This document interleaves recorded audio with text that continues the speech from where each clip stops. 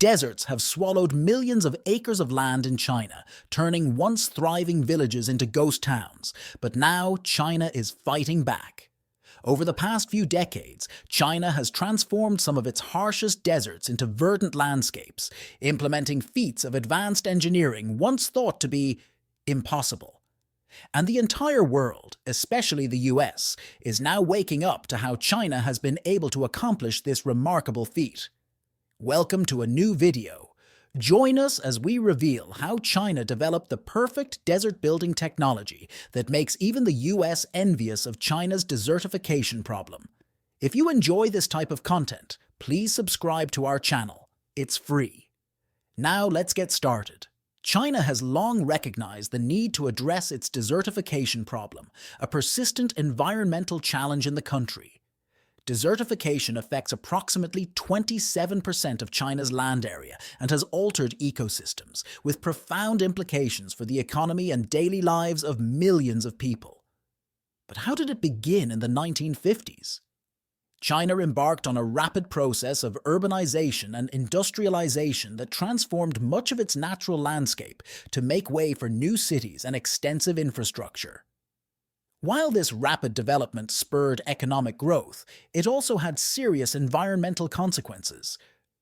The alteration of natural land to support cities, industries, and transportation networks left China vulnerable to desertification, a process in which fertile land turns into desert due to factors such as deforestation, drought, and intensive land use. Desertification has brought with it a host of environmental problems, such as wind erosion, which strips the soil of essential nutrients, and salinization, which renders the soil unproductive for agriculture. Combined with soil and water loss and even rock desertification, where the loss of vegetation exposes bare rock, these problems began to affect China's environment, economy, and quality of life. Recognizing the severity of these risks, China has implemented a series of ambitious initiatives to combat them with the goal of restoring its vegetation cover.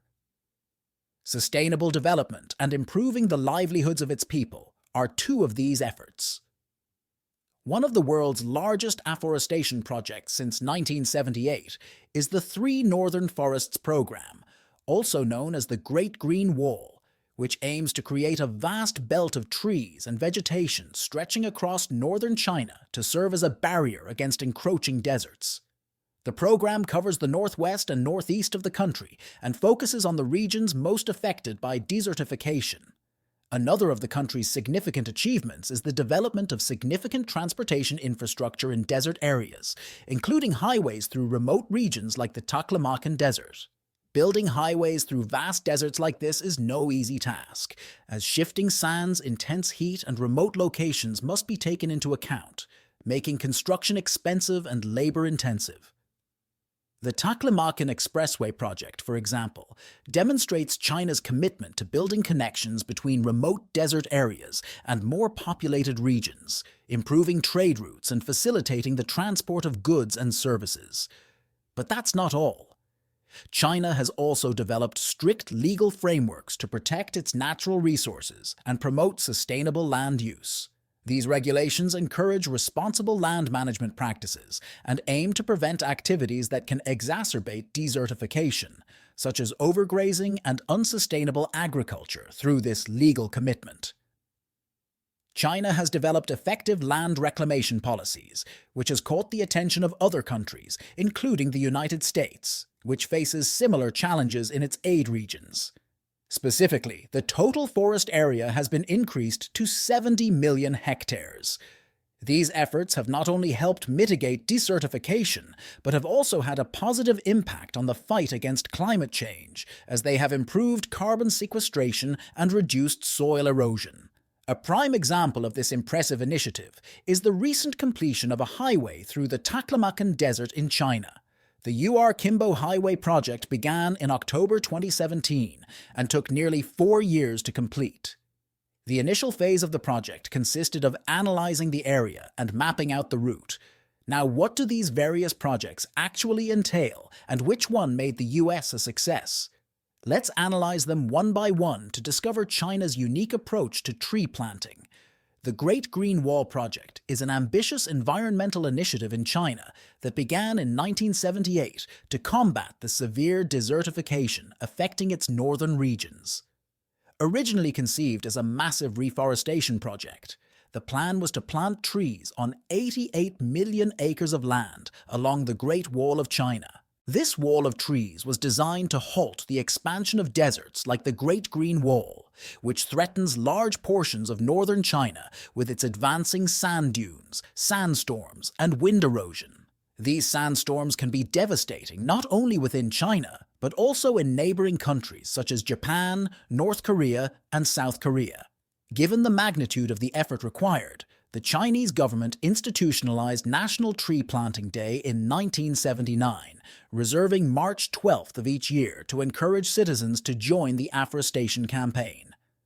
Since then, this campaign has evolved into a national effort with over 78 billion trees planted in recent decades, creating lasting environmental change. In addition to preventing desertification, the project also aims to provide timber and other resources to local communities, making it an ecological and economic initiative. As mentioned above, the formal name of this initiative is the 3 Northern Refugee Forests Program. The project's goals are far-reaching and strive to increase forest coverage in northeast and northwest China from 5% to 15%. Achieving this would be transformative, reducing desertification, halting sandstorms, and conserving water and soil, which are essential for agricultural productivity and ecosystem health. Since 2003, the program has expanded its techniques to adapt to the environmental conditions of different regions. In areas with sufficient moisture, seeds are spread using airplanes to efficiently cover large areas. Meanwhile, farmers in drier regions receive financial incentives to plant trees and shrubs manually. In this way, this expansive project is effectively managed. China plans to invest $1.2 billion in creating a comprehensive monitoring system with maps and databases to track the progress of areas with intense sand movement. Plants that are particularly resilient to harsh conditions are the dunes, which have been arranged in checkerboard patterns to stabilize the stone barriers around them and hold the sand in place, helping to build a natural crust that further prevents erosion and wind damage. From 2012 to 2022, China's environmental efforts led to an impressive 64 million hectares of new forest land. This extensive planting has improved forest cover, revitalized ecosystems, and even expanded wetland areas that provide habitats for native species. In total, more than 66 billion trees have been planted as part of this effort, covering an area roughly equivalent to the size of Ireland since 2012. Through 2022, there have been numerous afforestation campaigns covering an impressive 960 million hectares, equivalent to 64 million hectares. This initiative has not only improved forest cover, but also revitalized ecosystems, resulting in the restoration and expansion of 12 million hectares of wetlands. In total, more than 66 billion trees have been planted, making the land mass covered by these trees roughly equivalent to the size of Ireland as a nation. Although trees are the primary focus of this initiative, scientific techniques have increased its impact. Researchers at Chongqing Jiaotong University have developed an innovative solution.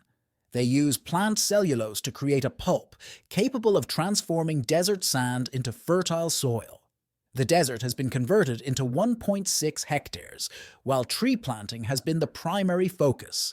Innovative scientific methods have also played a key role.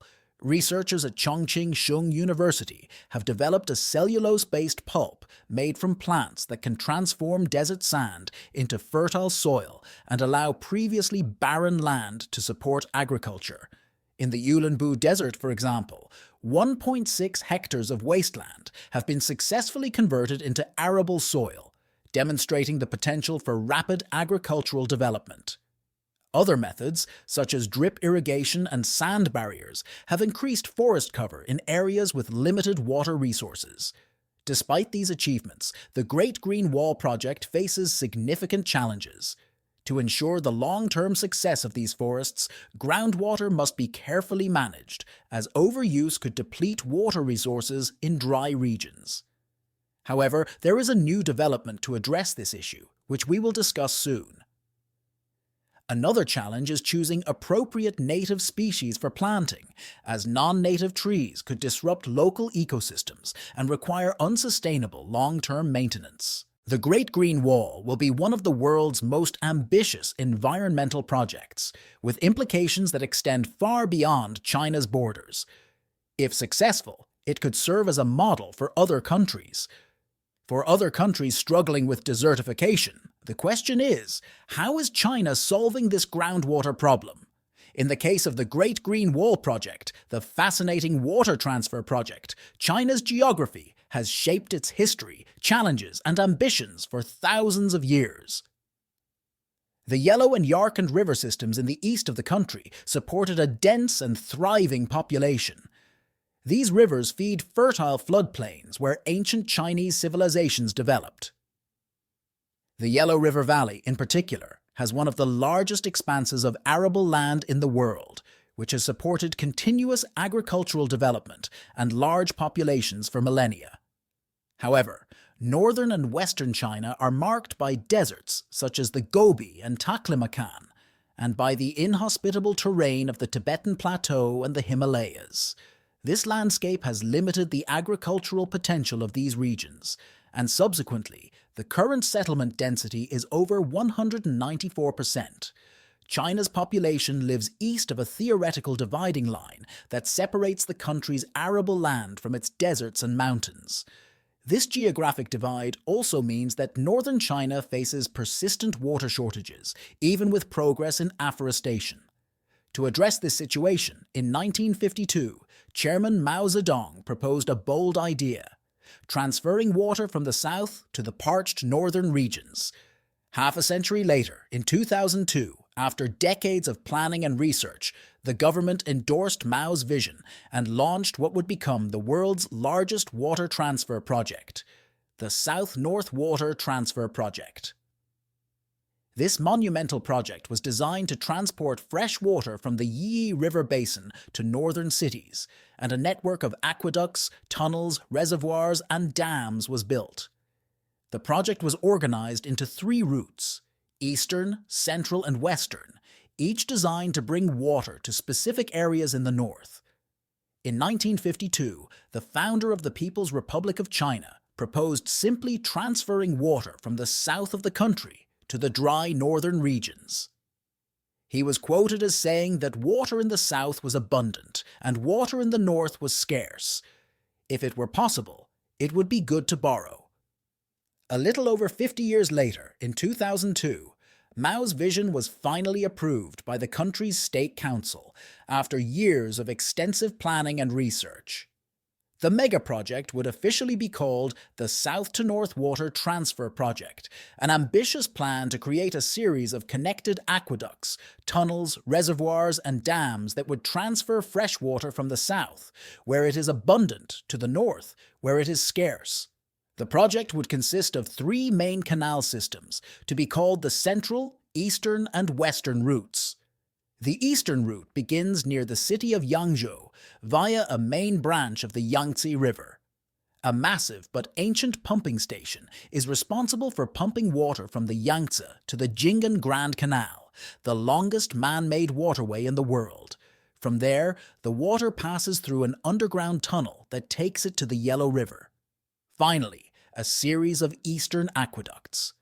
The route that starts in Yangzhou and draws water from the Yi River uses an extensive system of canals and pumping stations to move water north.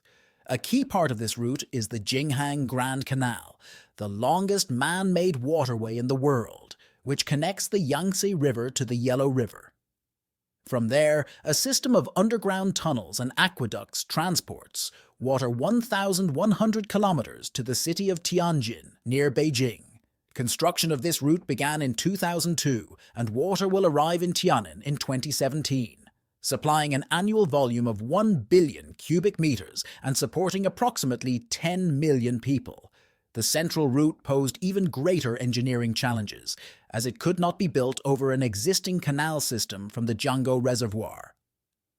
Engineers had to raise the height of the Jianggo Dam by 15 m to ensure water could flow downstream north without the need for pumps.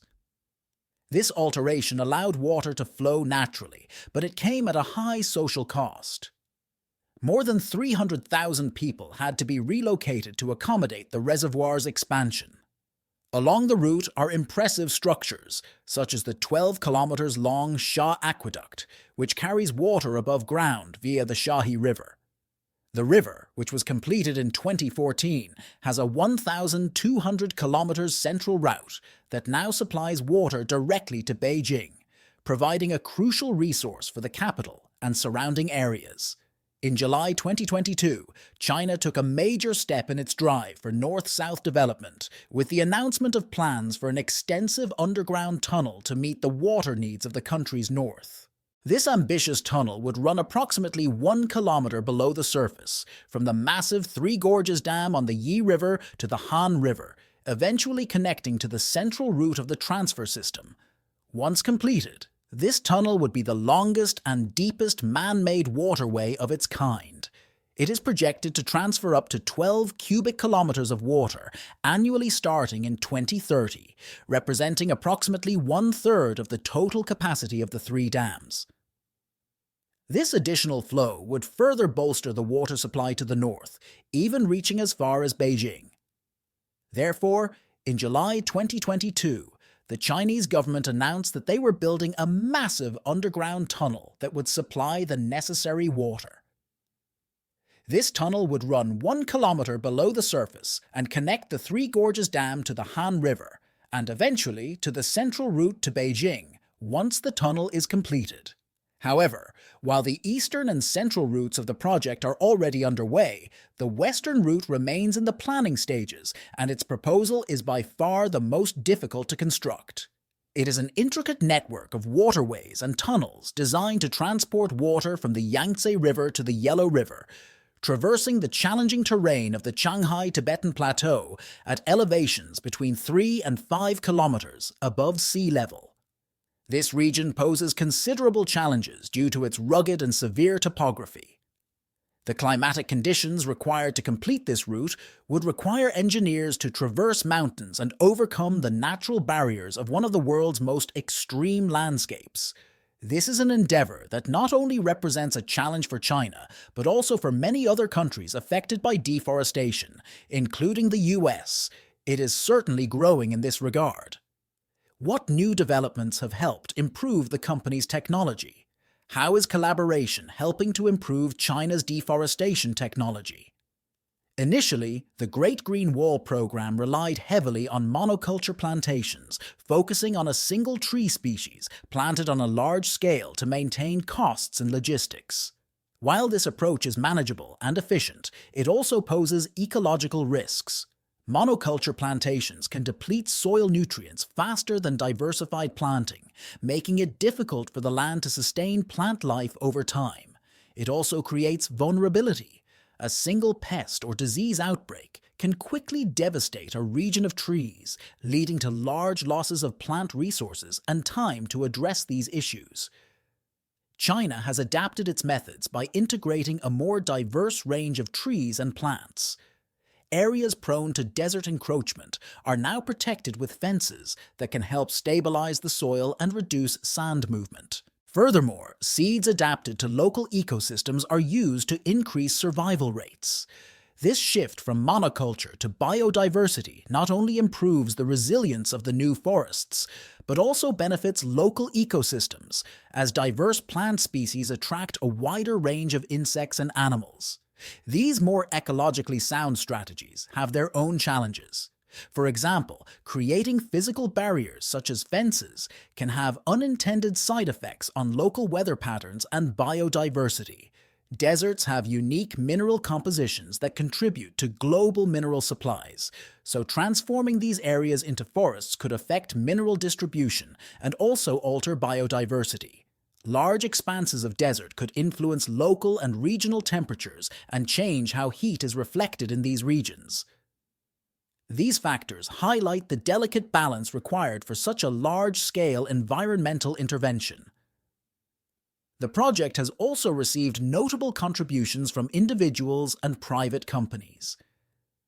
Yin Yus is a contributor who worked for over 30 years to transform approximately 4,700 hectares of barren land in semi-arid Western China into thriving green fields. Chinese President Xi Jinping publicly recognized this work and hailed it as a significant contribution to China's ecological well-being. Yin's story is a powerful example of how individual action can make a difference in a society. Mobile's National Mineral Supply Chain Project.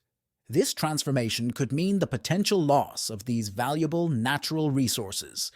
While China's leaders have been at the forefront of this green revolution, the hard work of dedicated individuals and private entities cannot be underestimated.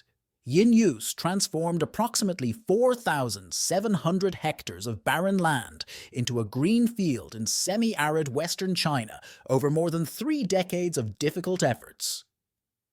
The National People's Congress recognized Xi Jinping, General Secretary of the Chinese Communist Party, for his support of China's afforestation goals. REN, a company focused on environmental sustainability, funds various initiatives aimed at combating climate change. They support both high-tech solutions and advanced methods for breaking down greenhouse gases, as well as community-level efforts. Working with indigenous groups, REN protects rainforests by participating in these diverse activities. In doing so, REN highlights the complexity of environmental challenges and encourages community involvement, showing how companies can contribute to large-scale environmental projects. China's commitment to combating desertification extends beyond its borders, as it recognizes the global nature of the problem.